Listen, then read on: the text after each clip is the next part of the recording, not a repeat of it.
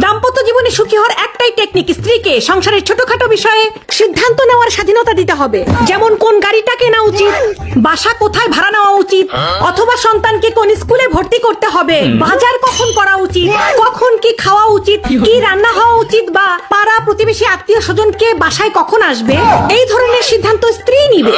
আপনি স্বামী হিসেবে সমর্থন জানাবেন, আর আপনি সব বড় বড় বিষয়ে সিদ্ধান্ত নিবেন। যেমন আমেরিকার সাথে ইরানের যুদ্ধে কি সমস্যা হতে পারে, বর্তমান ভারতের ক্রিকেট টিমে কোন দলকে রাখা উচিত, কাকে বাদ দেওয়া উচিত, নাসা স্পেসএক্স এর সাথে কিভাবে সম্পর্ক মেইনটেইন করবে, এই সম্পর্কে কার কি ক্ষতি হতে পারে, অথবা বাংলাদেশের যে কূটনৈতিক সম্পর্ক আছে বহির্বিশ্বের সাথে সেটা বর্তমানে কতটা ভালো আছে, পূর্বে কতটা ভালো ছিল, এই ধরনের বড় বড় বিষয় আপনি সিদ্ধান্ত নিবেন। আপনার স্ত্রী আপনাকে সমর্থন জানাবে।